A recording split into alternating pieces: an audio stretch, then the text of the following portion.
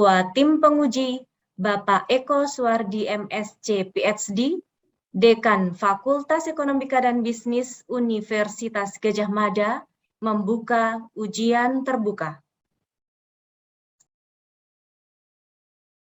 Bapak Ibu sekalian yang kami hormati dan juga saudara calon doktor, dengan mengucapkan Bismillahirrahmanirrahim, dengan ini ujian terbuka dinyatakan dibuka.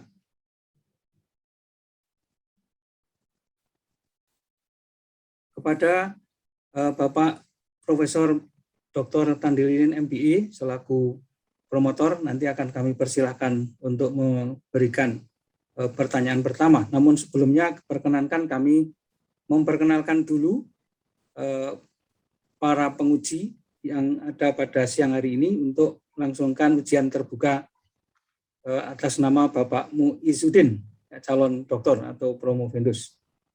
Yang pertama, saya perkenalkan dari nomor 9 dulu, Bapak Dr. Leo Indrawardana, SE, MSc, CFP. Kemudian Bapak Dr. Agus Setiawan, M.Soc, PhD. Bapak Ibu Dr. Fitri Santi, MSM. Kemudian Bapak Edi Junarsin, MBA, PhD. Bapak Iwayan Nukalantara, MSc, PhD. Selanjutnya Bapak Bowo Stiono, MCom, PhD. Bapak Profesor Mamduh Mahmadah Hanafi, MBA, PhD. Dan Bapak Profesor Eduardus Tandilin, MBA, PhD. 3 yang saya sebutkan terakhir adalah merupakan promotor dan co-promotor. Sedangkan saya sendiri, Eko Suwardi, sebagai pimpinan sidang Dekan Fakultas Ekonomika dan Bisnis Universitas Gadjah Mada. Untuk selanjutnya, tanpa membuang banyak waktu, kami akan mempersilahkan kepada Bapak Profesor Eduardus Tandilin, MBA, PhD, untuk memberikan riwayat singkat atau CV singkat calon doktor atau promovendus, dan kemudian selanjutnya langsung memberikan pertanyaan yang pertama kali. Waktu dan tempat kami persilahkan kepada Bapak promotor. Terima kasih pimpinan sidang. Assalamualaikum warahmatullahi wabarakatuh. Salam sejahtera untuk kita semua. Pimpinan sidang yang saya hormati, para tim penguji dan promovendus dan semua tamu undangan yang saya hormati.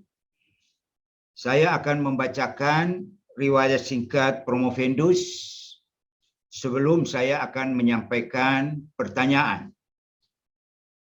Nama Muizuddin, tempat tanggal lahir Seri Kembang, Ogan Ilir, 21 November 1987, ayah Bapak A. Tantowi, Ibu Siti Balkis, istri Ibu Devi Febrianti, SE, MSc, anak Saka Alvan Isudin, dan Wasim Taufik Isuddin. Selanjutnya saya ingin sampaikan mengenai riwayat pendidikan. Menyelesaikan SD negeri di Ogan Ilir, SMP negeri 1 juga di Ogan Ilir, dan SMA negeri 9 di Palembang. Program S1 Ilmu Manajemen Fakultas Ekonomi Universitas Sriwijaya tahun 2010, Magister Manajemen Fakultas Ekonomi Universitas Sriwijaya tahun 2013, dan program Doktor Ilmu Manajemen Fakultas Ekonomika dan Bisnis Universitas Gadjah Mada tahun 2021. Pernah mengikuti pendidikan non formal, seminar school Banking and Finance, University of Limos, France, dan seminar Summer School Banking and Finance, Crete University, Greece. Sekarang bekerja sebagai dosen pada jurusan manajemen Fakultas Ekonomi Universitas Sriwijaya. Demikian riwayat singkat, dan saya mulai dengan mengajukan pertanyaan. Saudara Promovendus yang saya hormati, apakah saudara sudah siap untuk mengikuti ujian pada siang hari ini? Siap, Prof. Sesuai dengan judul disertasi Anda, kompetisi, regulasi, kualitas kelembagaan, dan stabilitas bank di negara-negara Asia Pasifik. Kalau saya membaca judul ini, ada beberapa variabel yang Anda masukkan dalam penelitian ini. Saya mohon Anda untuk bisa menjelaskan secara singkat keterkaitan antara variabel-variabel tersebut dan hipotesis yang Anda uji di dalam penelitian ini, dan apa hasil penelitian temuan Anda. Saya persilakan. Baik, terima kasih, Prof. Yang pertama, izinkan saya untuk menyampaikan bahwa penelitian ini dilatar belakangi oleh temuan yang inkonklusif antara kompetisi terhadap stabilitas bank. Ada dua teori yang melandasi hubungan tersebut. Yang pertama, teori kompetisi kerapuan yang dimulai oleh paper Seminal-Killy tahun 1990 yang merupakan konfirmasi dari paper Marcus tahun 1987. Lalu kemudian pada sisi yang lain, Boyd dan Denicol tahun 2005 menyatakan bahwa justru sebaliknya, bahwa kompetisi akan meningkatkan stabilitas bank. Dan kedua temuan ini lalu kemudian pada tahun 2010 ada temuan dari Martinez Miera 2010 yang menyatakan bahwa hubungan tersebut tidaklah linear, tapi hubungan tersebut non-linear. Pada satu sisi, kompetisi dapat baik bagi stabilitas bank, namun pada sisi yang lain justru kompetisi dapat menyebabkan kerapuan. Beberapa penelitian sebelumnya menyarankan bahwa ada variabel lain yang perlu dieksplorasi dalam membentuk hubungan antara kompetisi dan stabilitas bank. Dari penelitian yang saya lakukan ini, ada dua variabel yang dieksplorasi. Yang pertama regulasi dan yang kedua kualitas kelembagaan. Regulasi dinyatakan bahwa dia menjadi penyebab dari kerapuan sebagaimana dikemukakan oleh Demirkun dan Detriech tahun 2005 dan juga Killy tahun 1990. Pada satu sisi kekhawatiran tentang kerapuan tersebut membawa pada pola konsolidasi untuk mendapatkan kekuatan pasar dan skala ekonomi sebagaimana yang dikemukakan oleh Santoso et al. Tahun 2021. Dan regulasi hadir tentu mengikuti hadirnya periode krisis sebagaimana yang dikemukakan oleh Tongurai dan Pettocini tahun 2020. Jadi secara teoritis regulasi memang dirancang untuk memberikan insentif bagi bank untuk berperilaku berhati-hati, kemudian memperbaiki kegagalan pasar, melindungi kesehatan bank dan investor kecil sebagaimana yang dikemukakan oleh Repullo dan Suarez tahun 2014. Lalu kemudian dalam penelitian ini saya kemudian mengambil posisi bahwa regulasi dapat membatasi sejauh mana bank dapat atau akan terlibat dalam kegiatan berisiko jika charter value bank itu akan terkikis. Selanjutnya saya juga mempertimbangkan kualitas kelembagaan. Kenapa? Karena kualitas kelembagaan itu merupakan prasyarat dari keberhasilan regulasi dan reformasi keuangan. Sebagaimana dikemukakan oleh Chin dan Ito tahun 2006, Delis tahun 2012, dan penelitian terbaru Udin et al. Tahun 2020. Bahkan kemudian beberapa tahun sebelumnya, Demirkun pun itu menyatakan bahwa probabilitas kerapuan itu berhubungan positif dengan institusi yang lemah.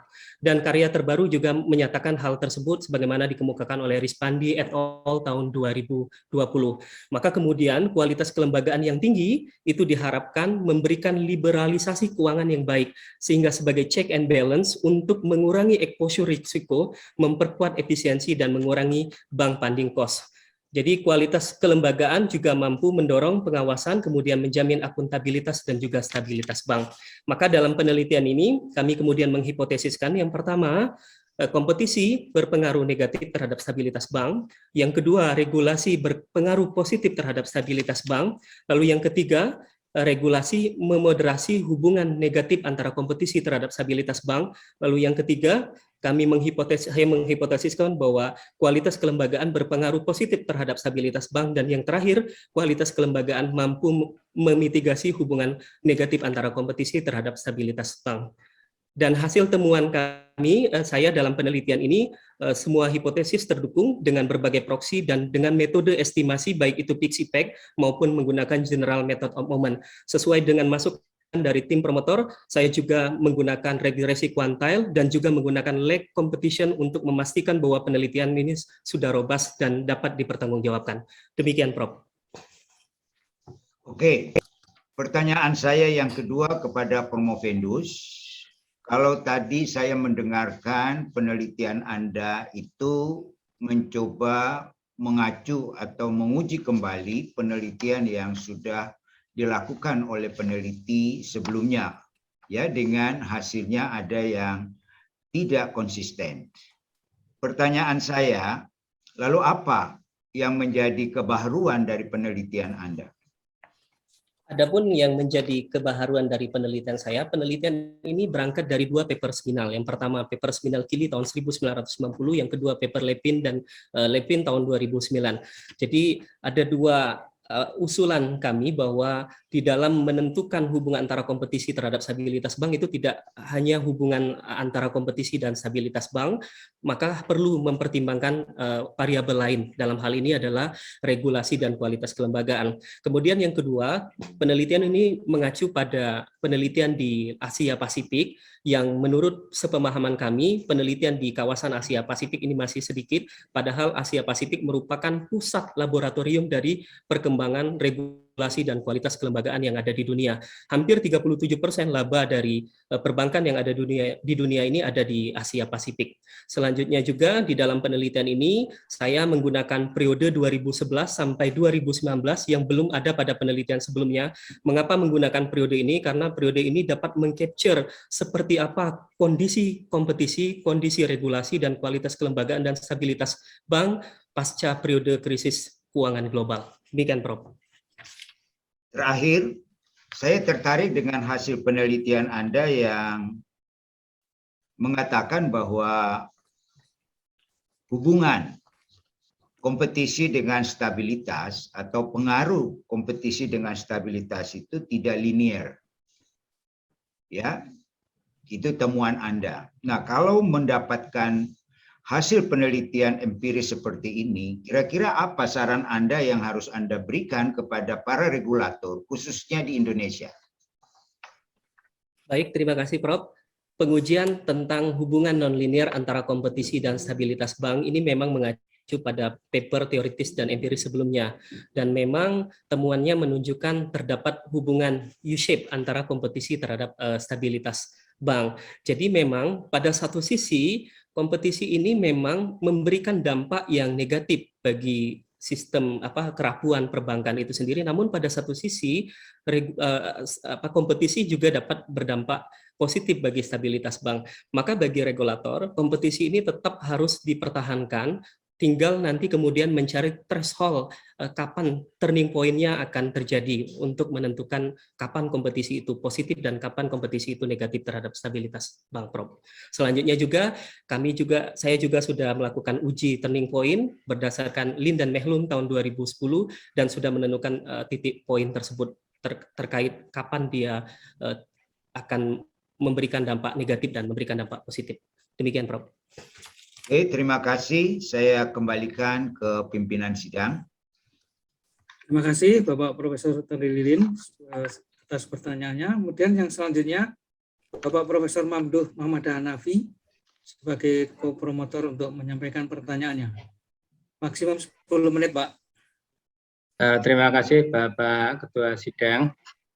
Saudara Promovendus, Pak Muiz, selamat sudah sampai pada ujian terbuka. Ini saya kira tahapan terakhir ya. Oke, ya, saya mau dari ini, Pak. Pak Muiz itu kan meneliti pengaruh kompetisi terhadap stabilitas gitu ya. kompetisinya pakai learner index P minus MC bagi MC ya.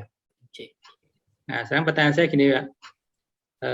Sumber kompetisi tadi, datanya kira-kira dari mana, Pak? Apakah dari struktur pasar, ini aja bank oligopoli, kemudian bisa komen high prices misalnya ya, itu, atau dari tingkat efisiensi. Nah, banknya efisien, kan itu berarti mendukung efisien conduct performance ya. Nah, dari efisiensi apa dari struktur pasarnya, Pak, kira-kira? Silakan. Terima kasih Prof. Dalam penelitian ini memang yang jadi variabel utamanya adalah ukuran indeks learner yang kemudian mengcapture seperti apa kondisi perbankan di dalam struktur pasarnya masing-masing. Tentu dengan mengacu price dikurang marginal cost dibagi dengan price, Prof. Lalu kemudian yang kedua, untuk mempertegas penelitian ini, untuk menguatkan hubungan tersebut, maka kita juga menggunakan adjusted learner index. Jadi dia mengukur kompetisi itu dengan mengacu seperti apa indeks efisiensi dari perbankan itu sendiri, Prof. Lalu yang ketiga, saya juga menggunakan khas statistik Panzaros tahun 1987 yang dikemukakannya untuk melihat seperti apa tingkat kompetisi dalam perbankan dilihat dari level negara, Prof. Jadi ketiga ukuran tersebut menunjukkan hasil yang konsisten antara learner, adjusted learner index, dan khas statistik Panzaros, Prof. Ya, belum menjawab pertanyaan saya sepertinya, Pak Wis. Jadi pertanyaan saya tadi, kalau tadi bank punya daya saing kompetisi ya yang baik, itu kira-kira sumbernya dari struktur pasarnya yang oligopoli atau monopsoni sekitar itu ya, atau dari ini efisiensi banknya, tingkat efisiensi bank, atau dari dua-duanya? Bagaimana? Dari dua-duanya, Prof. Jadi kalau menggunakan learner berarti price-nya itu lebih baik daripada marginal cost kalau menggunakan learner index. Tapi kalau menggunakan adjusted learner index berarti dia sudah memperhitungkan efisiensi dari bank itu sendiri, Prof. Mengacu pada Kotler 2012, Prof. Oke, dua-duanya ya? Iya, Prof. Oke. Dua. Ya, oke. Yang berikutnya ini, Pak Muiz kan menemukan bahwa persaingan itu cenderung mengurangi stabilitas, gitu ya. Betul, Prof. Kemudian regulasi kualitas kelembagaan itu memoderasi hubungan tadi ya. Nah, pertanyaan saya, kira-kira ada contoh realnya enggak ya? Ini sudah pernah saya tanyakan kurang lebih.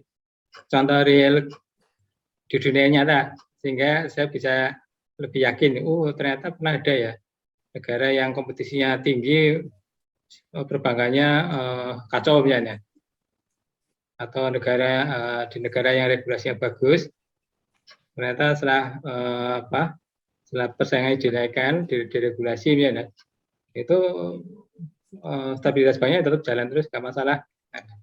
Ada nggak kira-kira? Silakan.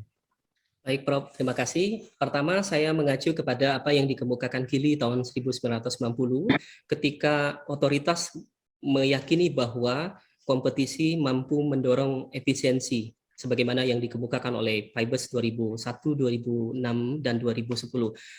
Nah, ketika kompetisi diyakini mampu mendorong efisiensi pada perbankan waktu itu, maka kemudian beberapa perbankan itu beberapa negara melakukan deregulasi dan reformasi pada sistem keuangan. Dan akibatnya adalah pada waktu itu terjadi kerapuhan. Kenapa? Karena bank-bank ini yang mengalami tingkat kompetisi yang tinggi, mereka akan melakukan kegiatan yang lebih berisiko untuk mengompensasi penurunan charter value dan margin keuntungan mereka. Itu dari paper seminal Gili tahun 1990. Dalam konteks Indonesia, izin saya menyontohkan, menjelang tutup tahun 2020 misalnya, ternyata konsolidasi itu semakin ramai terjadi di Indonesia. Dan ini dipacu oleh misalnya POJK nomor 12 tentang konsolidasi bank umum.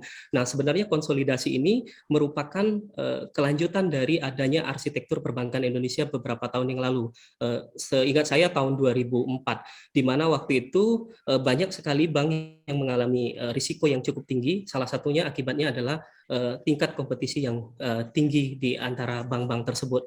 Nah, maka kemudian API sudah mengatur itu, walaupun hingga tahun 2020 dari 130 bank itu hanya 20 bank yang berkurang. Jadi saat ini ada 110 bank, dan dari 110 bank itu ternyata memang 67% adalah bank-bank kecil, dan tipikal bank-bank kecil ini mereka menghadapi risiko yang lebih tinggi, kemudian tingkat NPL yang juga tinggi, Prof. Seperti itu, Prof, kalau dalam konteks Indonesia. Ya, oke, tadi Pak Muiz sudah berusaha tadi, cuma mungkin belum lengkap juga, belum lengkap ceritanya, Ya, karena saya sih sudah cerita di Indonesia akhir tahun 2020, konsolidasi tadi ya. Jadi konsolidasi mungkin kan tingkat persaingannya jadi semakin kecil ya, karena banyak semakin kecil mungkin ya.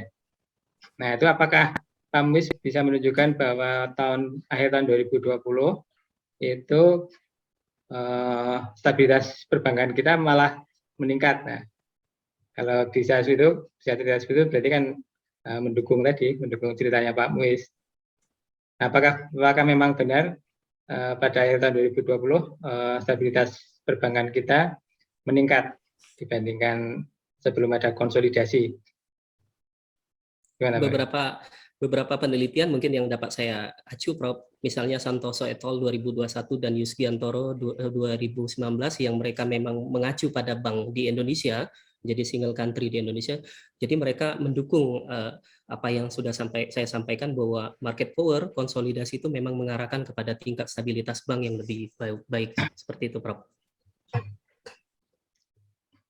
Ya, oke.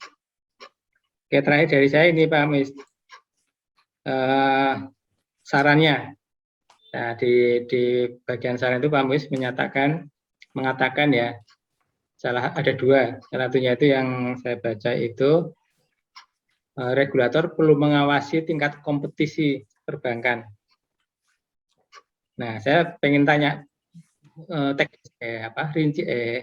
persisnya itu seperti apa? Rinciannya seperti apa? Mengawasi seperti apa? Tadi juga pengaruh kompetisi non linear tadi ya. Nah, persisnya seperti apa? Nah, misalnya gini, kondisi sekarang ini ya, ini kira-kira sudah pas apa belum, perlu diawasi atau perlu atau gimana? Silakan. Terima kasih, Prof. Memang di bagian implikasi kebijakan saya menyampaikan hal tersebut, bahwa regulator perlu mengawasi tingkat kompetisi perbankan, dan memang itu sudah tercermin mendukung, Prof, di peraturan terbaru juga tentang KBMI, pengganti dari buku, Prof. Jadi sekarang ini ada ketentuan terkait modal inti dari bank. Nah, modal inti itu kan semakin besar, berarti kan menyebabkan bank itu semakin besar, sehingga tingkat kompetisi itu akan menjadi lebih rendah, dan substansi dari penguatan tersebut lebih kepada bagaimana bank lebih optimal dan lebih efisien, seperti itu, Prof. Jadi kalau kondisi persaingan sekarang ini, kira-kira menurut Pak Muiz gimana? Sudah optimal atau perlu ditingkatkan persaingannya atau perlu dikurangi persaingannya? Kalau dari data yang saya miliki, Prof, terkait dengan kondisi kompetisi itu kan saya kemarin sempat melakukan uji non-linear. Jadi memang kurvanya itu bentuknya U-shape, tapi U-shape-nya itu tidak dalam kondisi berbalik arah.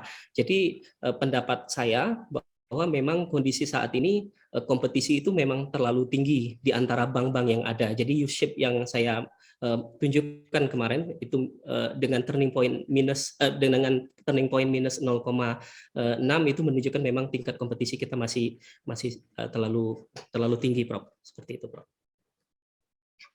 Terlalu tinggi, perlu dikonsolidasi lebih lanjut. Perlu dikonsolidasi, dan ini juga terbukti, Prof, bahwa target dari arsitektur perbankan kalau konteks Indonesia, API di Indonesia, harapannya terjadi penurunan jumlah bank dari 130 itu berkurang 35 sampai 40, tapi hanya tercapai 20, Prof, hingga 2020 saat ini. Oke, saya kira waktunya sudah habis, Pak Profesor Mamdu. Terima kasih, Pak Ketua Sidang. Terima kasih kepada Bapak Profesor Mamdu Hanafi. Sekarang Pak Dr. Bowo Setiono sebagai kopromotor untuk menyampaikan pertanyaan. 10 menit, Pak, maksimum. Terima kasih, Pak Ketua. Pertama kami sampaikan selamat pada Saudara Bung Fendus Muhyiddin yang telah melewati proses penulisan disertasi. Ada beberapa hal yang ingin saya tanyakan. Pertama, terkait dengan variabel ya. Terkait dengan variabel, Anda menulis ya, ada beberapa variabel terutama learner gitu ya, learner. Nah, mohon dijelaskan bagaimana estimasinya, terutama learner ini kan semula mungkin diaplikasikan pada perusahaan non-bank ya, sehingga kalau kita melihat variabel-variabel inputnya ada modal fisik, ada tenaga kerja, itu mungkin kan tidak terlalu relevan dengan apa yang kita punya sebagai sampel di penelitian Anda ini. Nah, bisa dijelaskan ya, silakan. Baik, terima kasih Pak Bowo. Jadi memang penelitian ini menggunakan learner sebagaimana mengikuti penelitian Whale tahun 2011. Jadi memang ada beberapa variabel yang kemudian disesuaikan di dalam artikel tersebut, seperti terkait tenaga kerja, saya menggunakan rasio biaya pegawai terhadap total aset. Kemudian terkait harga modal fisik, saya menggunakan rasio biaya non bunga terhadap aset tetap. Dan terakhir, harga dana pinjaman terkait rasio bunga yang dibayarkan terhadap semua dana. Namun kemudian dalam konteks Asia Pasifik memang datanya sangat sulit ya Pak Bowo. Maka kemudian kita mengonfirmasikannya dengan menggunakan proxy yang lain. Salah satunya e-learner dengan menggunakan 2 input sebagaimana yang dilakukan oleh Fu et al. 2014 dan juga mengonfirmasinya dengan menggunakan pendekatan khas statistik Panzer-Ross. Seperti itu Pak Bowo.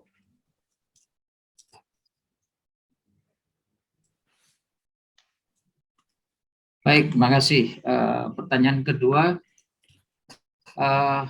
terkait dengan POJK yang Anda sebutkan atau kita semua kemarin menyimak, ada kelompok bank berdasar modal inti di mana terjadi perubahan klasifikasi bank, bukan perubahan persyaratan persentase KAR ya, tapi ini adalah perubahan klasifikasi, misalnya bank yang tadinya itu modal inti 5 sampai 30 triliun itu sesuai POJK 2012 itu adalah kelompok buku 3 ya. Sekarang kelompok buku 3 itu mulai 14 triliun ya, 14 triliun kalau tadinya minimal 5 triliun. Atau juga kelompok bank buku 3 sebelumnya adalah sampai dengan 1 triliun, kalau sekarang sampai dengan 6 triliun. Kata lainnya makin tinggi threshold untuk mencapai buku yang sama. Nah, saya ingin mengkaitkan dengan temuan Anda ya, karena tadi ada kapital variabel namanya CAPT gitu ya. Kira-kira dengan berlakunya POJK yang baru ini gitu ya, terutama ini kasus untuk negara Indonesia meskipun ada di Asia Pasifik, apakah peraturan regulasi yang berlaku ini kemudian sedikit banyak akan berdampak pada konsistensi hasil penelitian yang Anda dapatkan dari terutama tabel 4.6 atau seterusnya ya. Silakan. Terima kasih Pak Bowo. Jadi memang POJK 12 garis miring POJK 03 2001 ini memang berbicara tentang bank umum khususnya terkait masalah konsolidasi. Dan menurut saya penelitian saya sudah inline dengan apa yang dilakukan oleh OJK terkait upaya untuk membuat pola konsolidasi bank-bank umum yang ada di Indonesia. Jadi substansi dari POJK ini bagaimana bank itu lebih optimal dan lebih efisien. Kenapa? Karena masalah klasik yang dihadapi oleh bank-bank dengan ukuran yang kecil itu mereka menghadapi kompetisi dengan bank-bank besar dalam menghimpun dana pihak ketiga, dan yang kedua juga mereka menghadapi non-performing loan yang cukup tinggi. Karena kenapa? Karena tipikal dari nasabah bank-bank kecil ini adalah mereka yang memiliki risiko yang agak lebih tinggi dibandingkan bank-bank besar, Pak Bowo. Seperti itu. Baik, terima kasih. Saya lanjutkan. Temuan Anda dan keluarnya POJK tampaknya berbarengan ya. Yang ingin saya lihat mungkin mestinya disertasi Anda keluar dulu, baru kemudian OJK melirik disertasi Anda ini. Nah, saya kira saya ingin juga melihat dari sisi Anda sebagai peneliti, implikasi apa yang spesifik atau saran rekomendasi kebijakan apa yang Anda bisa ajukan sehingga OJK tadi sudah jalan, sementara disertasi ini bisa mendapat atau memberikan nilai lebih dari apa yang sudah dilakukan oleh regulator di situ. Silakan. Baik Pak Bowo, terima kasih. Yang pertama memang penelitian ini menyoroti dari pentingnya memantau kondisi kompetisi dalam menjaga stabilitas bank yang ada di Indonesia khususnya. Kedua, kemudian menunjukkan urgensi dari penguatan fungsi regulasi dan kualitas kelembagaan. Karena memang banyak penelitian-penelitian khususnya terkait regulasi ini belum konklusif apakah regulasi ini baik atau tidak, termasuk juga kualitas kelembagaan. Maka hadirnya penelitian-penelitian ini semakin mengokohkan bahwa regulasi itu memang berperan penting dalam mengatur kondisi stabilitas bank, dan ini mengacu kepada apa yang sudah disampaikan Ropulo dan Suarez tahun 2014 yang menyatakan bahwa regulasi merupakan salah satu alat yang paling penting untuk menjaga stabilitas bank. Seperti itu Pak Bo. Baik, makasih Pak Ketua, saya kembalikan. Pimpinan. Terima kasih kepada Pak Bowo Setiono atas pertanyaan-pertanyaannya. Kemudian untuk yang selanjutnya kami persilahkan Bapak Iwayan Kalantara PhD untuk menyampaikan pertanyaan-pertanyaannya. Dipersilahkan Pak Wayan. Terima kasih Bapak Ketua Sidang. Mohon izin untuk memberikan beberapa pertanyaan. Saudara Promovendus, selamat karena sudah sampai pada level ini ya, pada tahap ini. Pertama, saya ingin mengkonfirmasi penggunaan istilah stabilitas bank ya. Karena ini kan penelitiannya juga tidak hanya di satu negara gitu ya.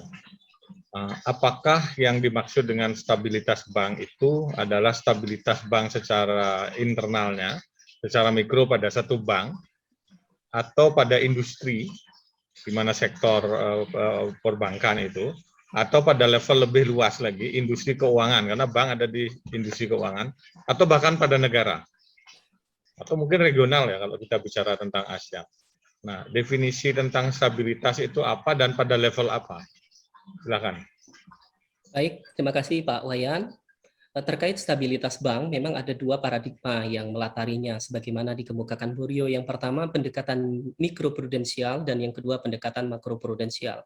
Nah, dalam penelitian ini, kita mengacu kepada pendekatan mikroprudensial dengan menggunakan proxy accounting base. Jadi stabilitas bank dalam konsep penelitian ini yaitu terkait apakah bank tersebut sudah sesuai memberikan return terbaik bagi bank tersebut atau tidak, Pak Wayan. Jadi kita menggunakan mikroprudensial approach. Oke, jadi stabilitas bank itu adalah stabilitas pada level mikroprudensial ya, bukan pada level makro ya, karena kan biasanya stabilitas itu identik dengan stabilitas dari sistem keuangan sebuah negara.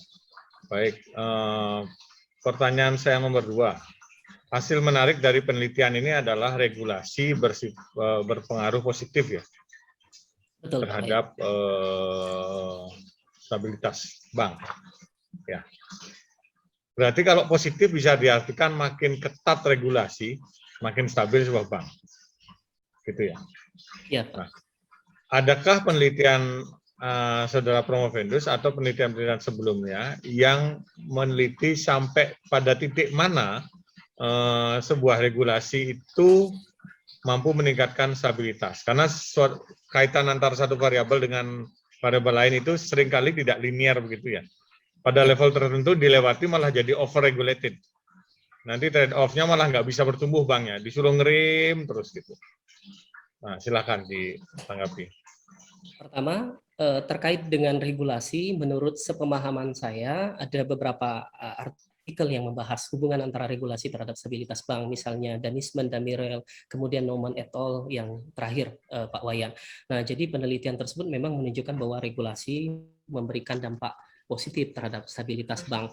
Tetapi memang sampai saat ini memang belum ada penelitian yang menguji terkait hubungan non-linear antara regulasi terhadap stabilitas bank. Tetapi kemudian kenapa kami tetap menggunakan hubungan linear dalam penelitian ini? Karena proksi ukuran atau ukuran dari regulasi yang digunakan dalam penelitian ini adalah indeks yang mengacu kepada survei yang dilakukan oleh World Bank terkait itu Capital Restriction Index, lalu yang kedua Activity Restriction Index, dan yang ketiga terkait hadirnya deposit insurance secara eksplisit, Pak Wayan. Jadi memang rentangnya sudah ada di beberapa negara yang sudah dilakukan survei oleh World Bank. Baik, terima kasih. Terakhir pertanyaan saya adalah tentang kompetisi. Ini variabel-variabel utama aja yang saya tanyakan. Tadi meskipun sudah ditanyakan oleh Prof. Mamduh ya dan Pak Bowo. Kompetisi itu bisa didefinisikan macam-macam ya. Kompetisi dengan bank lain biasanya proksinya itu ya. Tapi kan sekarang tidak, kalau dalam dunia real kan tidak seperti itu definisi kompetisi ya. Bisa jadi produk substitusi misalnya fintech itu sudah mulai masuk ya, gitu. Atau bahkan sesama bank tapi dari luar negeri gitu, ya. Atau mungkin munculnya kripto misalnya, ya, kripto aset atau yang beberapa negara menganggapnya menjadi currency. Nah, penelitian ini kan tidak menggunakan proksi itu ya. Ya, tapi bagaimana Saudara Promovendus menjelaskan hasil penelitian yang saudara dapatkan dengan perkembangan yang terjadi bahwa bank itu tidak berhadapan dengan sesama bank lainnya, tapi juga berhadapan dengan kompetitor lain yang mungkin melayani jasa yang sama, tetapi tidak dari perbankan. Silakan. Terima kasih Pak Wayan. Betul sekali, ada banyak sekali yang mempengaruhi tingkat kompetisi suatu bank, tetapi kemudian kita mengacu kepada yang dikemukakan oleh Fu et al. 2014, dia kemudian menunjukkan bahwa kita bisa melakukan kontrol terhadap hadirnya tren teknologi. Jadi baru hanya sebatas tren teknologi dengan mendamikan tahun pada estimasi regresi yang dilakukan untuk menghitung kompetisi. Seperti itu Pak Wayan. Oke. Jadi secara metodologi itu ya. Secara metodologi sudah kita lakukan untuk untuk mengontrol hadirnya tren teknologi. Ini terima kasih. Dari saya cukup. Terima kasih Pak Ketua Sidang. Terima kasih Pak Dr. Wayan. Untuk selanjutnya kepada Pak Edi Junarsin, MBA PhD. Dipersilakan Pak Edi Jun.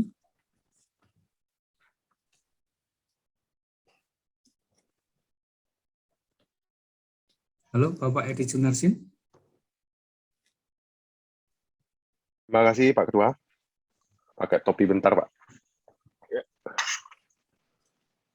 Oke, Saudara Muizuddin. Mungkin ada 2-3 pertanyaan dari saya ya untuk ini ujian terbuka ini. Yang pertama adalah waktu definisi kompetisi itu ya digunakan tanda yang terbalik, bisa diceritakan nggak hasil yang kemudian diperoleh apakah masih sama dengan kesimpulan sebelumnya ataukah ada pergeseran? Baik, terima kasih Pak Edi. Memang di waktu ujian terbuka salah satu concern dari Pak Edi adalah terkait menginterpretasikan hasil learner index Pak Edi. Lalu kemudian setelah diskusi dengan tim promotor, kita mengalihkan indeks learner dengan -1 dan hasilnya konsisten dengan apa yang kita lakukan pada saat regresi dengan menggunakan learner index. Jadi kita bisa menginterpretasikan dari semua estimasi yang kita lakukan bahwa kompetisi itu berpengaruh negatif terhadap stabilitas dengan tanda koefisien yang negatif Pak Edi. Jadi itu ya, setelah tandanya dibalik, kesimpulannya tetap sama, tapi arahnya jadi itu ya, tandanya jadi terbalik ya, sehingga lebih mudah dibayangkan ya. Betul Pak Edi. Oke. Oke, pertanyaan kedua adalah tentang itu ya, turning point ya. Yang Saudara Muizzuddin maksud dengan turning point itu apa dan bagaimana secara econometrics itu ditentukan ya? Baik, terima kasih Pak Edi. Yang dimaksud dengan turning point dalam penelitian ini adalah titik balik. Jadi titik balik ketika kompetisi berpengaruh negatif terhadap stabilitas lalu berbalik arah menjadi kompetisi berpengaruh terhadap positif terhadap stabilitas bank. Secara matematis saya mengikuti apa yang diajukan usulan waktu ujian tertutup dengan mengukur slope dari masing-masing interval yang ada. Namun secara empiris kita juga mengikuti apa yang dilakukan oleh Lin dan Mehlum sehingga titik turning point itu dapat kita ukur dengan baik, Pak Edi, seperti itu. Oke, jadi artinya itu adalah, tapi titik turning point-nya itu signifikan atau tidak ya, yang ditemukan di sini ya? Berdasarkan uji secara statistik yang saya lakukan, titik balik tersebut signifikan, Pak Edi. Signifikan ya, oke. Signifikan. Jadi itu konsekuensinya itu adalah titik di mana arahnya kemudian berbalik ya, kira-kira begitu ya? Betul Pak Edi, berdasarkan data yang saya teliti. Oke, pertanyaan berikutnya itu ya, mungkin tadi sudah ada yang menanyakan juga ya, mungkin dari Pak Wayan atau sebelumnya. Di zaman sekarang kan itu ya, zaman di mana arsitektur perbankan ini mulai mengarah ke ya berbagai perkembangan terkini lah, gitu ya. Tidak hanya dari industri lain seperti fintech firms, entah itu peer-to-peer lending maupun equity crowdfunding, ya, dan digitalisasi yang lain. Tapi dari sisi industri perbankan sendiri kan mulai apa ya? Bukan cuma mulai, tapi banyak tinggal formalisasi lah gitu ya, pengesahan hal-hal seperti open banking ya, kemudian digital banking dalam artian sebenarnya ya, bukan commercial bank yang kemudian membuat app atau apa gitu ya, tapi digital bank dalam artian benar-benar hanya digital tanpa physical presence ya kan. Kemudian open banking ya, dan juga isu tentang loan channeling ya atau shadow banking ya. Nah, pertanyaan untuk Saudara Muizzuddin, dengan perkembangan terkini itu sebenarnya hasil penelitian itu apakah masih relevan ataukah harus diperluas atau bagaimana nih kira-kira komentarnya? Yang pertama, sebagaimana yang saya sampaikan tadi Pak Edi, kita secara econometrics memang mengontrol hadirnya tren teknologi tersebut. Itu yang pertama. Kemudian yang kedua, untuk memastikan hasil tersebut robust atau tidak, lalu kemudian kita juga menggunakan ukuran lain, yaitu Adjusted Learning Index. Tapi kemudian ketika ditanya apakah masih relevan ukuran ini, menurut saya sampai saat ini ukuran ini tetap masih dipakai oleh scholars di bidang banking and finance, dan memang ke depan perlu penyesuaian khususnya terkait teknologi, apakah itu dengan menggunakan dummy atau menggunakan ukuran kompetisi yang lainnya. Seperti itu Pak Edi yang bisa saya jawab. Ya, terima kasih Muizzuddin. Saya kembalikan ke Pak Eko. Terima kasih. Terima kasih Pak Edi Junarsin atas pertanyaan-pertanyaannya. Untuk selanjutnya kepada Ibu Dr. Dewi Fitri Santi MSM untuk berkenan menyampaikan pertanyaan-pertanyaannya. Silakan Ibu. Terima kasih kepada Pak Eko atas kesempatannya. Pertama saya ingin mengucapkan selamat dulu kepada Pak Muizzuddin, sudah sampai pada tahap terakhir ini ya, tinggal nanti publikasinya aja. Oke, saya nggak banyak pertanyaan, ada 2 pertanyaan ya. Tadi Anda menyebutkan bahwa bentuk hubungan antara kompetisi dengan stabilitas itu U-shape ya. Lalu ada juga Anda menyebutkan bahwa ada turning point-nya ya. Tadi berapa turning point-nya, dan pertanyaan saya adalah terkait turning point ini tadi, apakah turning point tadi itu sifatnya tetap atau bisa moving, dan kira-kira apa sih variabel yang kira-kira mempengaruhinya gitu. dan implikasinya terhadap kebijakan yang bisa diambil terkait ini. Terima kasih. Itu silakan yang pertama. Baik, terima kasih Ibu Fitri. Memang turning point yang dilakukan dalam data penelitian ini itu menunjukkan posisi pada minus 0,506. Artinya ketika nilai competition atau nilai learnernya itu pada posisi 0,5, maka dia akan berbalik arah. Ketika di awal hubungannya adalah negatif, maka kemudian pada posisi ini dia berubah menjadi negatif. Dalam hal ini saya ingin menyatakan bahwa turning point itu pada data yang lain mungkin saja bisa berubah, tetapi hubungannya kemungkinan bisa sama. Karena kenapa? Karena penelitian ini juga selaras dengan pengujian nonlinear yang dilakukan oleh penelitian sebelumnya, misalnya Danisman Demirel 2018, kemudian Norman et al 2017 dan 2018. Seperti itu Bu Fitri. Oke, terima kasih. Masih ada kelanjutannya masih berkait dengan turning point tadi. Apakah turning point tadi itu berlaku untuk semua sampel Anda atau negara-negara tertentu spesifik berbeda kali ya mungkin turning point-nya? Monggo silakan. Iya Bu, turning point yang ada di dalam penelitian ini berlaku untuk seluruh sampel, jadi seluruh bank-bank komersial yang ada di 15 negara-negara Asia Pasifik, Bu Fitri. Oke, berikutnya terkait dengan implikasinya, belum dijawab. Monggo silakan. Implikasi dari hubungan nonlinear ini memang di dalam penelitian ini saya menyatakan bahwa ada dua efek yang bekerja antara kompetisi terhadap stabilitas bank. Jadi paradigma franchise value yang dikemukakan sebelumnya dalam penelitian ini terbukti lebih mendominasi dibandingkan dengan paradigma pengalihan risiko. Jadi paradigma franchise value itu menyatakan bahwa ketika bank mengalami lingkungan yang kompetitif, maka itu akan memberikan insentif kepada mereka untuk berperilaku yang lebih berisiko untuk mengatasi penurunan margin keuntungan dan pengurangan dari nilai margin dari bank itu sendiri. Seperti itu Bu Fitri. Terima kasih. Pertanyaan terakhir, saya minta tolong dijelaskan kira-kira novelty apa yang ditawarkan terkait dengan metodologi, misalnya pengukuran kompetisi dan stabilitas tadi yang menjadi variabel utama. Silakan. Baik, terima kasih Bu Fitri. Novelty dari aspek empiris, pertama penelitian ini menggunakan 15 negara Asia Pasifik dengan periode waktu 2011-2019, periode pasca krisis keuangan global. Kemudian yang kedua, dalam penelitian ini selain saya menggunakan PIX effect dengan mengklasterkan pada bank-bank yang ada, penelitian ini juga mengatasi adanya isu endogenitas dengan menggunakan generalized method of moment.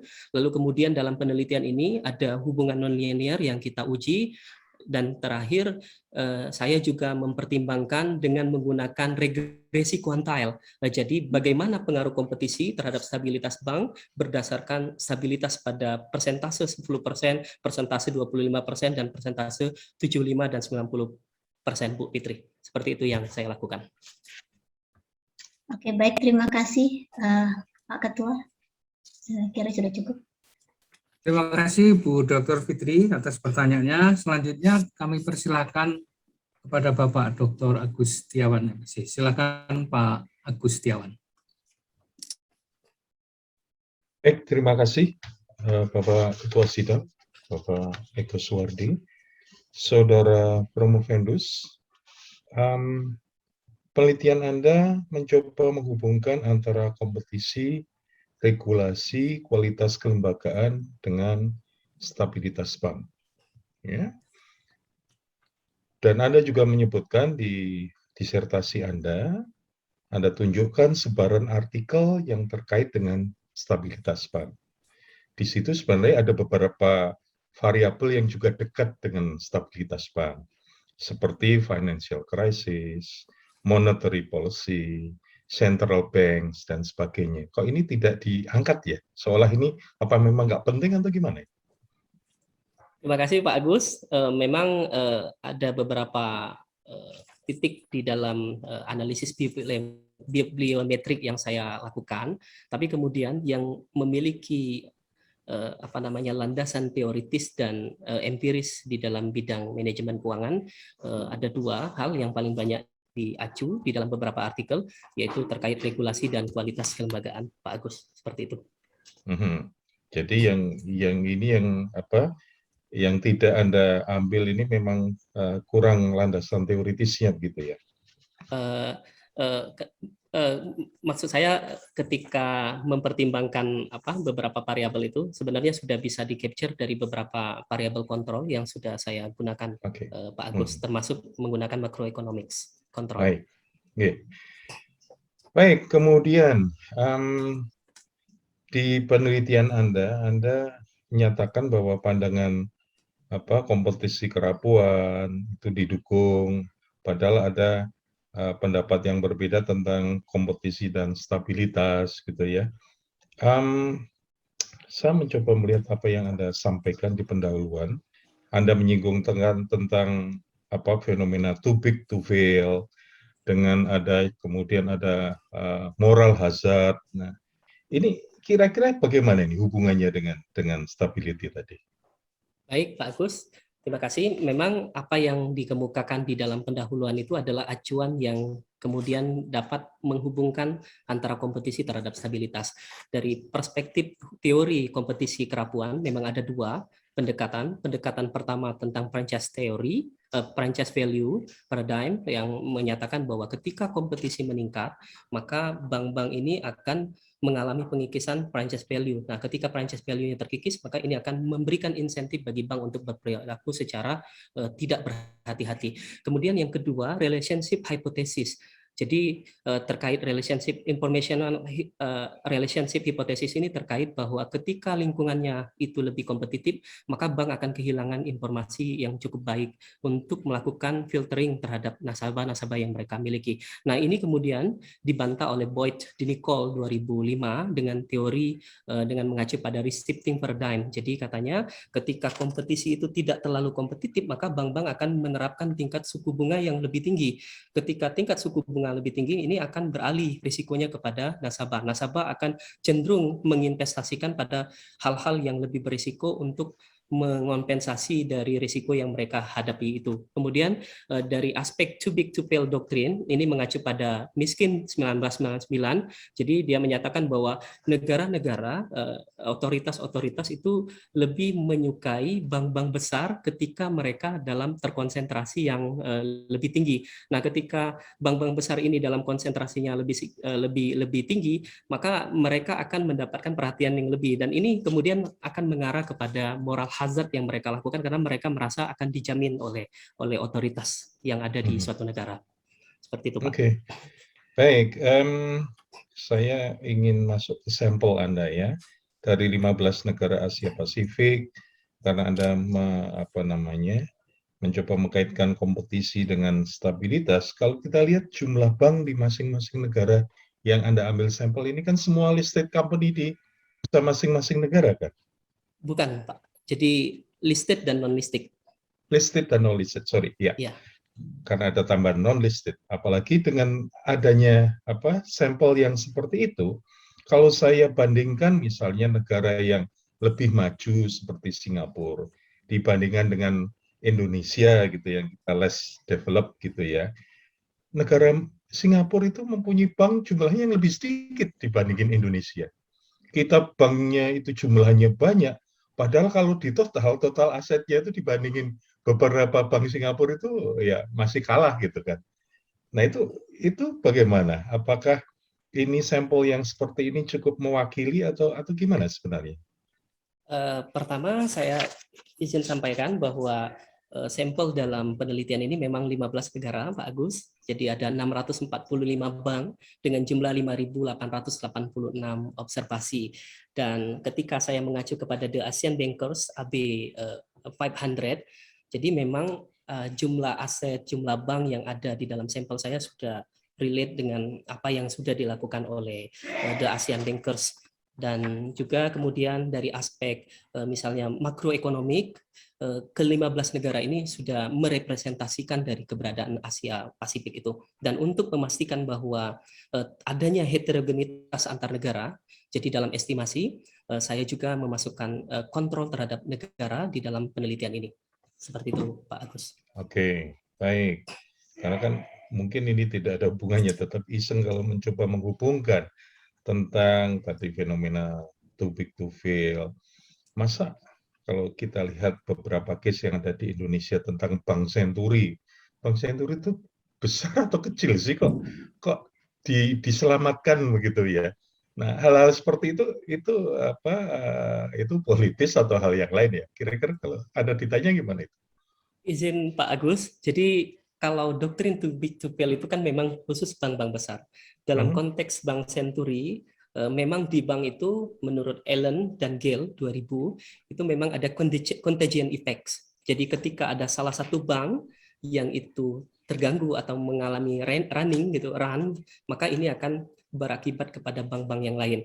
Maka dalam konteks ini kemudian secara teoritis apa yang sudah dilakukan dalam aspek penyelamatan bank tersebut, menurut saya itu adalah bagian dari untuk meredam dari contagion effect antar bank yang ada di Indonesia. Seperti itu, Pak Agus. Ya, Ferdinand. Ya, terakhir dari saya. Tadi Anda sampaikan hubungan non-linear usage.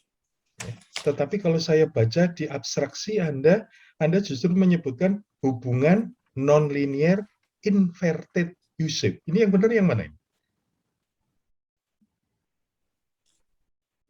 Baik Pak Agus, jadi hubungannya U-shape Pak Agus. Jadi memang ada perubahan beberapa waktu yang lalu, itu kan indeks learner itu kita tuliskan langsung di dalam penelitian ini. Tapi kemudian setelah ada perubahan, maka kemudian learner itu dikali dengan -1 sehingga dia U-shape Pak Agus. Nanti akan dilakukan perubahan lebih lanjut Pak Agus. Oke, terima kasih karena itu yang terbaca saat saya membaca revisi yang ada submit waktu itu. Terima kasih. Saya kembalikan kepada Bapak Ketua Sidang. Terima kasih Pak. Terima kasih Pak Dr. Agus Setiawan. Untuk selanjutnya pada Pak Dr. Leo Indrawardana. Dipersilakan Pak Leo untuk terima kasih Bapak Ketua Sidang. Ya, Saudara Promovendus. Terima kasih. Pertama saya ucapkan selamat atas ujian terbukanya. Ya. Akhirnya sampai di sini. Pertanyaan pertama saya tadi ini memang ini Saudara Muizzuddin itu menguji satu debat klasik ya di ranah stabilitas perbankan ya. Salah satu subliteraturnya kan tentang kompetisi ya. Nah, ada competition fragility, ada competition stability. Kemudian Saudara Promovendus itu menemukan competition fragility. Nah, ya. Sebenarnya sudah ini ada banyak literatur dan memang ada gap-nya di sana. Jadi kalau misalnya dari pertanyaan Pak Iwan tadi ya, memang gap-nya masih ada gitu. Tapi kemudian pertanyaan saya begini. Jadi ini tujuan saya itu sebenarnya untuk mengajak diskusi atau pertanyaan saya itu mengarah ke future research sebenarnya. Karena tadi pertanyaan sudah diborong habis semua. Jadi saya terakhir. Seberapa yakin sebenarnya Saudara Muizzuddin dengan hasilnya ya, regardless dari robustness check econometric specification-nya ya. Jadi sebenarnya seberapa yakin karena ada gap-nya ya. Gitu. Kalau ditanya dari disertasi Anda itu apa yang bisa membuat Anda yakin memang inilah hubungannya competition fragility, bukan sebaliknya? Baik, terima kasih Pak Leo. Jadi kenapa saya meyakini? Karena penelitian Sudarmono et al. 2013 itu menemukan kompetisi yang positif terhadap stabilitas bank. Lalu kemudian penelitian mereka di dalam Santoso et al. 2021 itu menunjukkan hubungan yang berbalik arah. Nah, ternyata kenapa berbalik arah? Berdasarkan apa yang sudah saya pahami, mereka menggunakan proksi yang berbeda. Nah, di dalam penelitian ini, saya kemudian dengan bimbingan dari tim promotor itu menggunakan beragam proksi untuk menentukan apakah benar hubungan tersebut.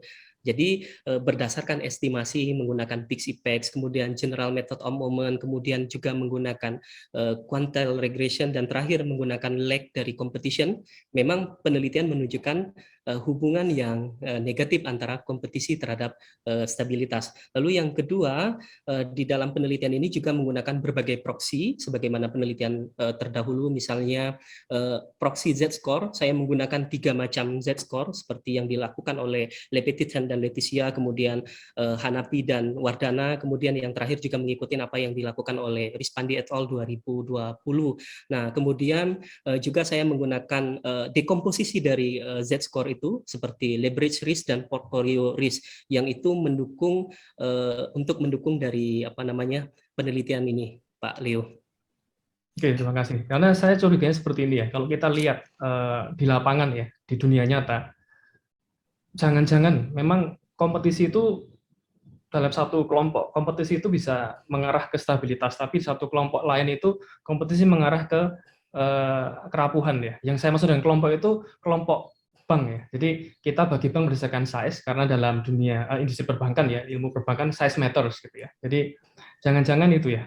Kan begini nih, pertanyaan saya adalah apakah bank besar, bank buku 4 misalnya, itu berkompetisi dengan bank buku 2? Kira-kira mereka berkompetisi tidak gitu? Secara praktis, bank-bank kecil itu akan berkompetisi dengan bank-bank besar, dan termasuk di dalam analisis data yang saya lakukan. Tetapi kemudian untuk melakukan estimasi regresi tersebut, saya juga melakukan kontrol terhadap size, Pak Leo.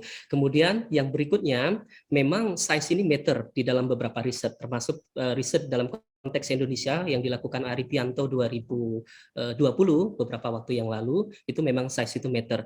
Dan tetapi dalam penelitian ini saya kemudian juga sudah melakukan running data. Jadi ketika median dari size itu lebih tinggi dari median dan di bawah dari median, jadi hasilnya memang tetap sama saja. Jadi competition tetap berpengaruh terhadap stabilitas secara negatif, walaupun kemudian koefisien untuk bank-bank yang size-nya besar itu lebih rendah daripada bank-bank kecil, Pak Leo, seperti itu. Jadi memang dampaknya itu lebih besar di bank-bank kecil competition ini pengaruhnya. Karena begini, penelitian Yusgiantoro, Sudarmono Tarji tahun 2001 di National Economics 2019 ya. Di National Economics itu kan menemukan bahwa pada kelompok bank buku 4 itu yang terjadi kan sebaliknya. Gitu. Jadi mungkin future research itu bisa dibawa ke sana gitu ya. Jadi kemudian bagaimana pengaruh dengan regulasi. Nah, pertanyaan terakhir ini juga sebenarnya tentang ini ya, menggali ide riset ya. Jadi kalau kita lihat kan regulasi ya, regulasi itu bisa mengurangi memoderasi ya, hubungan memoderasi gitu. Nah, kalau kita tarik ke belakang ya, berarti kan regulasi itu meningkatkan stabilitas. Ya, kalau kita tarik ke belakang, itu kira-kira sama tidak sebenarnya dengan apa yang ditemukan oleh penelitian seminal dari Laporta, Lopez de Silanes, Revill, dan Visny di tahun 1998 ya, bahwa legal origin atau investor protection itu berpengaruh ke banyak hal. Nah, termasuk ini sekarang sebenarnya, termasuk stabilitas ya. Kalau iya kan betapa luar biasanya sebenarnya penelitian LSW tahun 98 itu. Nah, Anda apakah bisa diceritakan apakah pernah sebenarnya menguji dengan menggunakan ini legal origin investor protection sebelum kemudian masuk ke regulasi, atau apa ada korelasinya tidak gitu? Kalau ada kan akan menarik untuk penelitian ke depan ya. Baik, terima kasih Pak Leo. Memang penelitian LLSV ini tahun 98 itu sangat fenomenal sekali yang menghubungkan finance dengan law gitu. Jadi kalau di penelitian itu dia menunjukkan bahwa berdasarkan sistem hukum itu ada dua macam ya. Ada civil law, ada common law seperti itu. Nah, beberapa penelitian lanjutannya memang menggunakan legal origin sebagai proksi dari kualitas kelembagaan, dan memang menunjukkan bahwa kualitas kelembagaan itu akan berdampak bagi aktivitas ekonomi. Nah, kemudian dalam penelitian ini, kenapa saya kemudian menggunakan ukuran lain, khususnya WGI, World Governance Indicator ya, karena salah satunya adalah legal origin itu datanya ya data-data lama, sedangkan data terkait WGI itu cukup update, jadi itu sangat sangat menggambarkan kualitas kelembagaan karena terdapat 6 dimensi yang diuji di dalam kualitas kelembagaan. Nah, ketika dilakukan korelasi, ya memang ada korelasi antara legal origin dengan indeks dari WGI di dalam korelasinya besar. Korelasinya besar. tidak terlalu besar, tapi besar. memang ada. Ya, karena concern saya seperti ini ya, concern saya. Jadi kita akan mencoba mencari variabel yang benar-benar pure exogenous ya. Kalau pure exogenous, salah satu variabel dalam literatur ini yang sedang kita bahas adalah legal origin ya. Nah, regulasi itu kan sebenarnya masih debatable ya, apakah dia exogenous atau endogenous. Karena regulasi itu kan bisa muncul itu kan tidak dengan sendirinya, karena disebabkan oleh satu hal gitu. Jadi seandainya bisa diinvestigasi lebih lanjut, itu kita bisa lebih yakin gitu ya, karena tadi kualitas kelembagaan itu kan dipengaruhi sekali oleh legal origin, kan begitu ya. Mungkin itu diskusi untuk further research nanti, future research begitu ya. Terima kasih, saya kembalikan ke Bapak Ketua Sidang. Terima kasih Pak Dr. Leo. Saya kira semua sudah memberikan pertanyaan. Izinkan saya juga menambahkan pertanyaan singkat saja, dijawab singkat saja ya Pak Muhyiddin ya. Yang pertama ini dari segi praktikal, jadi kalau Anda tadi menyampaikan kelembagaan itu pendekatannya dengan indeks governance tadi ya, kalau salah ya. Apakah itu satu-satunya? Di beberapa penelitian ada economic freedom, kemudian ada EODB, ease of doing business. Tapi kemudian setelah melakukan diskusi dan melihat beberapa literatur empiris sebelumnya, memang WGI ini cukup powerful untuk menunjukkan tingkat dari kualitas kelembagaan karena dia terdapat 6 dimensi, Pak Eko. Satu hal bahwa dalam nilai governance itu kan biasanya berbasis pada self assessment ya. Self assessment artinya masing-masing bank isi sendiri-sendiri gitu. Anda pertimbangkan nggak itu? Atau Anda sudah pokoknya percaya pada indeks itu gitu? Pertama, ketika menggunakan indeks itu untuk meyakinkan saya juga mengacu kepada beberapa scholar di bidang banking yang menggunakan itu. Salah satu penelitian yang cukup baru yaitu Udin et al. 2020 yang dia menguji apakah kualitas kelembagaan dengan pendekatan WGI itu memberikan bank risk taking atau tidak, Pak Eko. Dan termasuk dalam penelitian ada penelitian terbaru. Yang kedua tadi sebenarnya sudah ditanyakan oleh dua penanya terakhir. Itu kompetisi yang ada di kita ini, Anda tidak melakukan clustering gitu ya. Jadi semua bank itu dianggap berkompetisi satu sama lain gitu ya. Ya, jadi walaupun bank kecil atau bank buku 1, buku 2, buku 3 dengan buku 4 yang the big 4 atau the big 4 atau the big 5 itu tetap dianggap mereka saling bertempur gitu ya. Mereka saling bertempur, tapi kemudian dalam persamaan ekonometriksnya kita juga mempertimbangkan ada total aset di dalam itu, Pak Eko. Oke, Anda kontrol dengan total aset. Oke. Betul. Ya, last but not least, terus saran Anda gimana nih kalau kompetisi itu tadi membuat stabilitas perbankan, sarannya gimana? Tadi kalau dalam arsitek kan mau dikurangi, nanti kompetisinya jadi kurang. Ya, dari aspek praktis, saya mendukung apa yang kemudian dikemukakan oleh OJK tentang perlunya mengkonsolidasi bank-bank. Jadi dalam aspek bukan hanya membuat jumlah bank lebih kecil, tapi kemudian bagaimana bank-bank ini optimal dan kemudian bagaimana bank ini juga mampu dealing dengan berbagai perubahan yang ada, termasuk digitalisasi di dalam perbankan itu, Pak Eko. Terima kasih, wah ini Anda sangat layak untuk menjadi dokter banking ini. Terima kasih, saya kira sudah cukup untuk sementara ini ya, Saudara Promovendus itu dipersilahkan untuk meninggalkan ruangan ya, silakan. Saya kembalikan kepada pembawa acara untuk sementara sidang terbuka akan saya skors. Terima kasih. Tim penguji keluar dari forum ujian terbuka untuk melakukan yudisium. Kami mohon kepada tim penguji untuk memasuki forum yudisium pada ruang breakout room. Di mana nih? Breakout. Tim penguji memasuki forum ujian terbuka. Ketua tim penguji membuka kembali ujian terbuka program doktor. Dengan ini, ujian doktor terbuka kami nyatakan dibuka kembali. Ketua tim penguji memberitahukan hasil ujian terbuka. Kepada Promovendus Saudara Muizzuddin setelah tim penguji melaksanakan ujian dan memberikan pertanyaan serta setelah memberikan penilaian, dan ini diumumkan bahwa Saudara Promovendus Muizzuddin dinyatakan lulus dengan predikat sangat memuaskan. Selamat kepada Dr. Muizzuddin.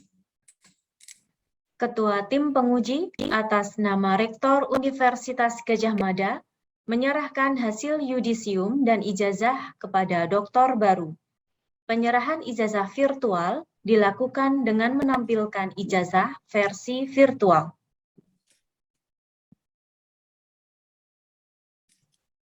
Mohon kepada Saudara Promovendus, kepada Dr. Muizzuddin untuk menerima ijazah virtual ini. Terima kasih Pak Eko, saya terima ijazahnya. Promotor menyampaikan pesan-pesan.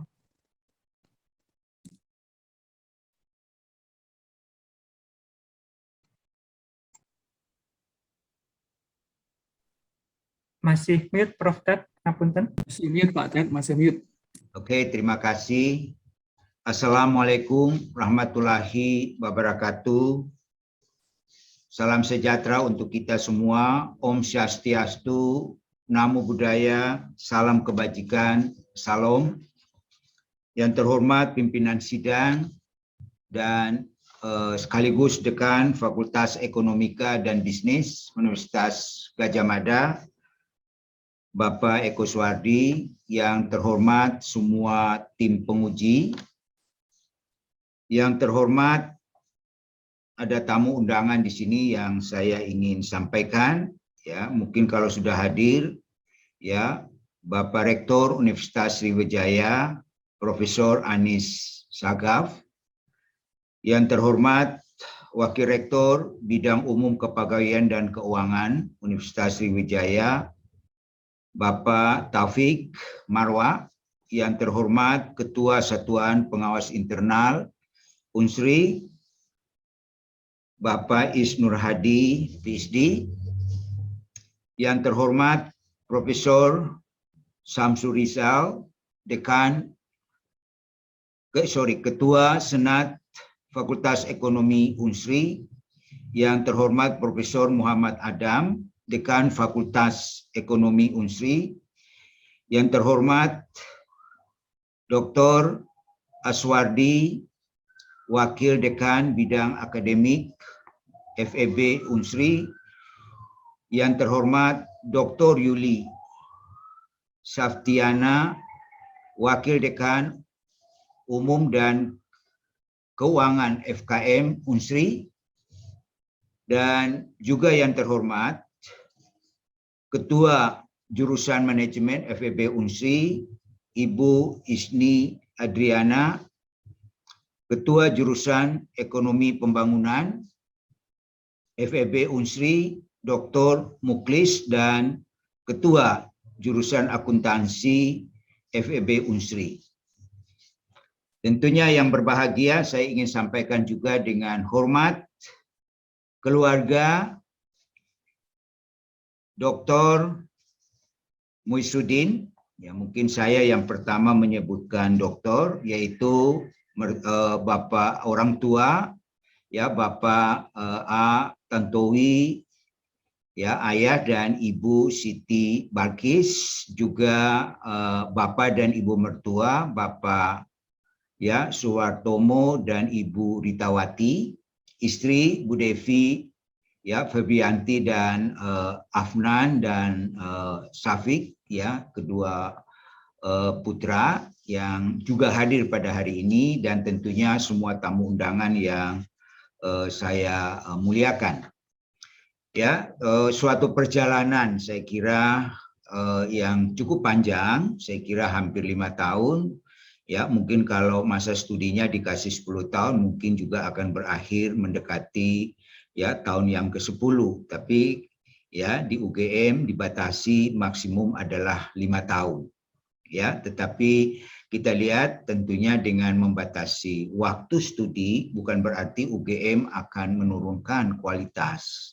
Ya, karena ada ya lulusan kita yang masa studinya waktu itu masih 7 tahun, itu ternyata bisa diselesaikan dalam jangka waktu ya tidak lebih dari 3,5 tahun. Ya, artinya apa? Artinya bahwa keberhasilan ya menyelesaikan studi itu kembali lagi dari berbagai macam faktor, tentunya dari ya mahasiswa yang bersangkutan, juga tentunya dari semua ya dosen pembimbing. Untuk itu saya kira suatu perjalanan yang panjang, dan pada hari ini ya merupakan akhir dari perjalanan karir akademik. Artinya gelar akademik tertinggi adalah S3 ya, dan Anda telah sampai pada karir atau pada gelar akademik tertinggi.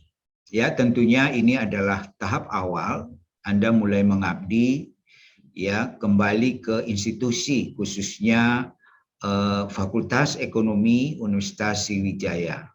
Saya kira selama Anda mengikuti program doktor di UGM, banyak hal yang telah Anda pelajari, baik itu dari segi keilmuan maupun dari segi budaya setempat. Sehingga kalau saya melihat ya Dr. Muizuddin, biasa saya panggil Mas Muiz, ya, ini mempunyai perilaku sudah lebih halus dari orang Jawa. Ya, kalau mau WA saya gitu ya, itu saya melihat, tapi tidak apa-apa. Saya juga bukan dari Jogja, tapi saya juga sudah lebih halus dari Pak Eko, ya, sebagai dekan orang Jogja. Ya, memang budaya ini akan sangat berpengaruh terhadap kehidupan kita, terhadap kehidupan sosial kita. Tapi hal yang saya bicarakan di sini adalah hal yang positif. Ya, jadi kita tetap telah menyerap hal-hal yang positif ya dari segi keilmuan maupun dari suatu budaya tertentu, suatu culture yang sebenarnya kita lihat, dan mudah-mudahan ini akan menjadi bekal yang kuat, karena keberhasilan ke depan tidak hanya ditentukan dari kemampuan Anda atau ya pengetahuan yang Anda peroleh selama ini, tetapi kehidupan sosial ya. Ini yang lebih penting. Karena apa? Karena sesuai dengan moto ya, sesuai dengan nilai-nilai yang ada pada Fakultas Ekonomika dan Bisnis Universitas Gadjah Mada ya, bahwa ada 5 hal yang penting ya, bahwa Anda harus bisa menjunjung tinggi ya integritas, ya profesionalisme, ya ini yang kita lihat ya. Lalu fairness atau objectivity, ya. Lalu ya Anda juga harus memperhatikan akademik ya, freedoms, ya betul-betul kebebasan akademik, dan yang terakhir ini adalah ya bagaimana Anda memperhatikan masalah sosial yang kita sebut dengan social concern. Artinya apa? Kita harapkan dimanapun lulusan yang akan ya kita hasilkan berada, itu akan memberikan manfaat kepada ya semua orang yang ada di sekitarnya. Dan ini yang sebenarnya ingin ya saya sampaikan pada kesempatan terakhir ini. Yang kedua yang ingin mungkin saya tekankan, bahwa setelah Anda menyelesaikan studi, tentunya komunikasi ya dengan induk di mana Anda mendapatkan ilmu ini sangat penting. Ya, jangan macet di tengah jalan ya, dalam arti bahwa lalu tidak pernah ada lagi publikasi. Ya, saya kira disertasi Anda ini akan ya bagus kalau itu bisa dipublikasikan. Ya, dan ya ini bisa berarti Anda lebih mensosialisasikan ya, mempunyai dampak yang lebih luas dibandingkan kalau disertasi ini hanya Anda simpan. Jadi saya kira harus setelah ini dalam waktu dekat bagaimana naskah publikasi ini sudah bisa siap ya, dan ya dipublikasikan. Saya kira ini hal yang sangat penting. Ke depan tentunya kita mengharapkan masih akan bekerja sama ya dengan siapa saja untuk tetap melakukan penelitian. Sebagai akademisi, saya kira ya karya penelitian adalah merupakan hal yang sangat penting ya untuk jenjang karir Anda secara ya akademik di Universitas Sriwijaya. Jadi saya kira jangan hanya ya sampai di sini saja, tetapi terus ya melakukan berbagai macam penelitian, apakah itu dilakukan ya dengan berkolaborasi dengan dosen-dosen yang ada di luar Universitas Sriwijaya. Ya, jadi itu yang sebenarnya kita lihat. Hari ini Anda resmi menjadi alumni. Ya, di alumni kita itu ada ya kita mempunyai yang namanya Cafe Gama. Cafe Gama itu adalah semua alumni ya yang lulus di bawah Fakultas Ekonomi ya Ekonomika dan Bisnis. Ya, kita mempunyai alumni yang lulus dari program S1, kita mempunyai alumni yang lulus dari program S2, kita mempunyai alumni yang lulus dari program doktor. Semua adalah masuk dalam ya yang namanya Cafe Gama. Maka Cafe Gama ini adalah satu wadah yang sangat bagus dan sangat bisa membantu kita untuk saling bersinergi satu dengan yang lain. Jadi silakan Anda bergabung ya menjadi ya alumni ya dalam ya Cafe Gama sekaligus juga alumni dalam Kagama. Ya, jadi kita punya induk adalah Kagama, lalu di dalam Kagama itu ada alumni dari masing-masing fakultas. Khusus Fakultas Ekonomi adalah Cafe Gama. Ini yang sebenarnya kita lihat. Jadi hal ini yang saya kira perlu untuk ya Anda tanamkan. Ya, terakhir yang ingin saya sampaikan, saya sekali lagi mengucapkan selamat kepada Dr. ya Musyudin dan juga semua keluarga, ya terutama saya kira yang berkorban tidak hanya Anda, tapi semua keluarga, terutama saya kira istri dan anak-anak, ya karena selama Anda ya memenuhi pendidikan di FEB, setahu saya Anda juga membawa keluarga, ya dan Anda lebih banyak mungkin ya hidup di kampus, terutama pada saat tahap-tahap terakhir Anda menyelesaikan ini, ya saya mewajibkan Anda untuk datang ke kampus, ya di karantina di kampus, ya sehingga saya bisa monitor dan alhamdulillah ya Anda bisa menyelesaikan studi tersebut. Dan pada saat Anda di kampus ternyata sangat bermanfaat ya kolaborasi Anda dengan juga teman sesama program S3. Saya kira itulah sebenarnya pentingnya pendidikan doktor. Jadi Anda tidak bisa berdiri sendiri, Anda harus bekerja sama dengan siapakah. Ya, apakah dengan dosen pembimbing maupun juga dengan teman-teman satu angkatan. Ya, itu yang sebenarnya kita lihat. Dan saya kira selama pembimbingan, saya atas nama dosen pembimbing atau promotor, ya kalau ada yang kurang tentunya ya saya mohon maaf ya. Itu adalah memang kesibukan kami, kadang-kadang mungkin ya WA Anda itu ya dijawab setelah beberapa hari ya karena kesibukan, tapi itulah ya saya kira kondisi yang ada di para promotor ya. Saya kira itu dan ya sekali lagi selamat, semoga apa yang sudah Anda peroleh itu bisa Anda amalkan kepada masyarakat banyak. Terima kasih. Wassalamualaikum warahmatullahi wabarakatuh. Ketua Tim Penguji menutup ujian terbuka program doktor. Sebelum ujian terbuka kami tutup, perkenankan saya atas nama Fakultas Ekonomika dan Bisnis Universitas Gadjah Mada mengucapkan terima kasih kepada Bapak Pimpinan Universitas Sriwijaya, Bapak dan Ibu Pimpinan Fakultas Ekonomi Universitas Sriwijaya, Bapak Ibu dosen yang hadir, serta keluarga semuanya yang hadir pada siang hari ini dan semua hadirin. Untuk itu akan saya umumkan bahwa Dr. Muizzuddin itu merupakan dokter yang ke 5.258 yang lulus dari Universitas Gadjah Mada. Dan saudara Dr. Muizzuddin merupakan dokter yang ke-306 yang lulus dari Fakultas Ekonomika dan Bisnis Universitas Gadjah Mada. Selamat kepada Dr. Muizzuddin dan juga selamat kepada keluarga.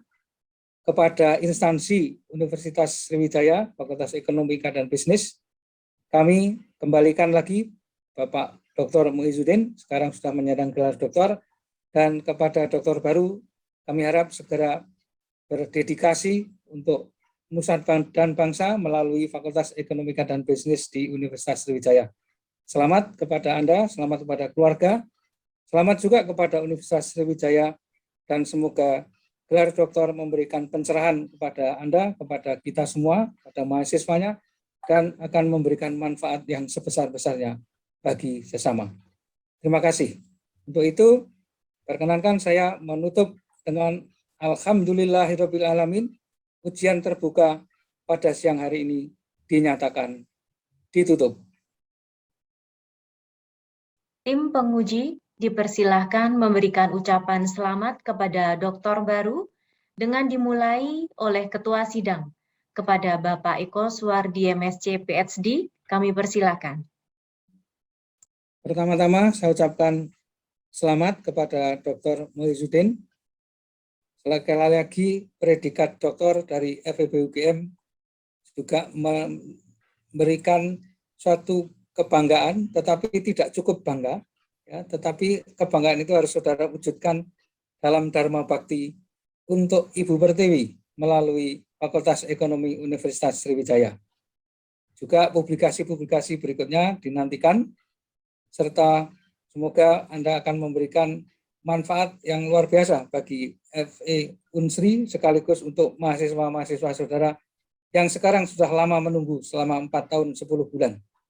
Sekali lagi selamat memberikan manfaat kepada semuanya yang ada di sekitar saudara. Kembali kepada keluarga, kembali kepada pangkuan alma mater di Universitas Sriwijaya.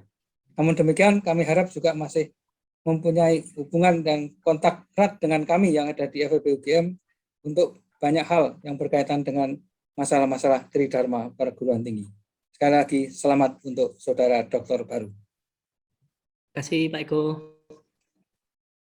Terima kasih. Selanjutnya kepada Profesor Eduardus Tandelilin MBA PhD, kami persilahkan. Ya, selamat kepada Dr. Muizuddin. Ya, jadi saya kira sudah banyak saya sampaikan. Jadi saya pada hari ini ya mengucapkan sekali lagi selamat ya bagi Mas Muiz saya panggil, dan juga semua anggota keluarga, dan juga ya semua keluarga besar Fakultas ya Ekonomi Universitas Unsri ya, dan tentunya adalah semua Sivitas Akademika Universitas Sriwijaya. Sekali lagi selamat ya, dan semoga ya semakin berhasil ke depan, dan ya lebih penting lagi dalam kondisi pandemik ini jaga kesehatan. Terima kasih. Terima kasih Prof. Selanjutnya kepada Profesor Mamduh Mahmadah Hanafi MBA PhD. Selain sebagai tim promotor, beliau adalah Ketua Program Studi Doktor Ilmu Manajemen FEB UGM. Kepada beliau dipersilahkan. Oke, selamat pada Dr. Muizuddin, selamat pada keluarga Anda, selamat kepada lembaga yang mengirimkan Universitas Sriwijaya dan FEB Universitas Sriwijaya, dan selamat pada FEB UGM juga. Selamat pada kita semua. Mohon maaf kalau ada kurang-kurang dari kami selaku pembimbing dan mewakili program studi S3 Manajemen. Mohon maaf kalau ada kurang-kurang dari kami. Mudah-mudahan ilmunya bermanfaat dan ditunggu karya-karya berikutnya. Tadi sudah disampaikan beberapa kali publikasinya tadi ya. Ditunggu. Oke, terima kasih. Terima kasih Prof. Selanjutnya kepada Bapak Bowo Setiono MCom PhD, kami persilahkan Bapak.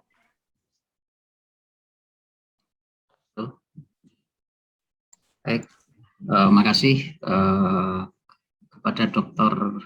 Muizuddin. Saya mengucapkan selamat ya, luar biasa. Saya kira juga selamat kepada seluruh keluarga besar ya, Bapak Tontowi dan keluarga besar, istri, ya, Devi, ada Afnan dan Zakif ya. Kemarin sempat mampir ke rumah. Wah, kapan-kapan silakan ya mampir ke rumah juga. Tidak harus ngobrolin soal disertasi, tapi saya kira juga lain. Tentu saya berharap ini adalah awal karir dan juga akan menjadi momentum ya di kemudian hari Mas Muiz bersama kolega-kolega di akademik, baik itu di Unsri atau juga di UGM dan secara umum bisa berkontribusi untuk membawa masyarakat kita governance ya di perbankan dan seterusnya menjadi lebih baik. Dan sekali lagi kalau ada khilaf ya selama saya berinteraksi dalam hal pembimbingan disertasi, mohon maaf untuk itu, dan sekali lagi sehat dan sukses selalu untuk semua. Terima kasih. Wassalamualaikum warahmatullahi wabarakatuh. Terima kasih Pak Bu. Selanjutnya kepada Bapak Iwayanuka Lantara, MSI PhD, kami persilakan. Baik, terima kasih. Pertama-tama selamat juga untuk Mas Muiz ya, gitu.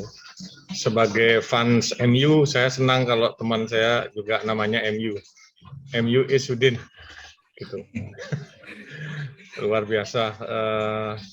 Di awal-awal semester saya masih ingat sering diskusi dengan Mas Muiz di kelas ya, tapi sekarang ternyata sudah ada di forum ini dan dinyatakan lulus tadi. Ya, yang sangat memuaskan. Kebanggaan buat Mas Muiz tentu saja, capaian pribadi, dan tentu saja kebanggaan buat keluarga tercinta, dan tentu saja untuk institusi sebagaimana tadi disampaikan oleh Pak Ted, ya, Pak Bowo, Pak Dekan tadi. Saya kira pesannya sama ya Pak Mamdo tadi. Semoga Mas Muiz bisa mendharmabaktikan ya pengetahuan yang sudah dipelajari ya. Hal-hal yang selama ini juga sudah diperoleh dari FEB UGM itu nanti bisa didharmabaktikan ke Universitas ya, Unsri ya. Tetap sehat dan semangat. Matur nuwun. Terima kasih. Selamat Mas Muiz. Terima kasih Pak Wayan. Selanjutnya kepada Bapak Edi Junarsin, MBA PhD, kami persilakan. Ya, terima kasih untuk Muiz ikut bangga, ikut bahagia ya. Kita sudah kenal cukup lama dan sudah bekerja bersama juga cukup lama di bidang kajian ya. Muiz ini merupakan tulang punggung kita di bidang kajian keuangan ini. Jadi bahkan sebelum lulus juga sudah sangat berkontribusi besar bagi UGM buat konsentrasi keuangan juga gitu kan. Tentunya setelah ini akan berkontribusi besar untuk Universitas Sriwijaya dan ya kita bisa masih terus inilah bekerja sama dalam penelitian maupun dalam berbagai event lain. Ya, sekali lagi selamat dan Terima kasih Pak Edi. Selanjutnya kepada Dr. Fitri Santi MSM, kami persilahkan Ibu. Terima kasih kepada Mas Muiz, Pak Muiz, ya saya ucapkan selamat ya. Selamat karena udah melewati perjalanan yang cukup panjang di UGM, ya bukan hal yang mudah untuk sampai pada tahap akhir ini. Dan semoga nanti Mas Muiz bisa menularkan nilai-nilai positif ke rekan-rekan dan ke mahasiswa tidak hanya di FEB, Unsri atau di mana saja nanti Mas Muiz itu berkarya ya. Sekali lagi saya ucapkan selamat kepada Unsri, selamat kepada keluarga, selamat kepada UGM. Selamat ya. Terima kasih Bu Fitri. Selanjutnya kepada Bapak Agus Setiawan M.Sok, SC PhD, kami persilahkan Bapak. Baik, terima kasih. Sore hari ini saya ingin mengucapkan selamat kepada Dr. Muizudin, kepada keluarga yang selalu mendoakan dan mendampingi ya. Juga saya ingin mengucapkan selamat kepada keluarga besar Departemen Manajemen, kepada keluarga besar Fakultas Ekonomi, dan keluarga besar Universitas Sriwijaya. Semoga ilmu yang dipelajari manfaat dunia akhirat. Terima kasih. Assalamualaikum warahmatullahi wabarakatuh. Terima kasih Pak Gus. Selanjutnya kepada Dr. Leo Indra Wardana MSc, kami persilahkan. Saya ingin mengucapkan selamat pada Dr. Muizudin yang biasanya juga saya panggil Mas Muiz. Ya. Saya cukup beruntung ya bisa menyaksikan perjalanan Mas Muiz dalam menempuh doktoralnya di FEB UGM. Ya, saat itu saya ingat ya saya dipanggil Pak, saya nggak mau dipanggil Pak. Ternyata setelah dibacakan Pak Ted CV-nya, ternyata kita memang seumuran Mas Muiz. Jadi memang sudah benar gitu. Ya, sudah banyak disampaikan oleh para senior saya tadi. Ya, selamat, semoga ilmunya bermanfaat dunia akhirat. Kemudian tentunya kami menunggu kolaborasi riset di masa depan. Ya, ini saya sangat menyambut dengan antusias ya. Sudah jadi dokter, semoga kita semua bisa tetap melakukan riset bersama. Ya, begitu. Terima kasih sekali lagi, selamat untuk Mas Muiz dan juga selamat untuk Universitas Sriwijaya. Terima kasih Pak Leo. Terima kasih. Tim penguji meninggalkan forum ujian terbuka. Seluruh sivitas akademik program Magister Sains dan Doktor Fakultas Ekonomika dan Bisnis Universitas Gadjah Mada mengucapkan selamat dan sukses kepada doktor baru, Dr. Muizudin, serta mengucapkan selamat kembali dan mengabdi di instansi Bapak. Terima kasih. Wassalamualaikum warahmatullahi wabarakatuh.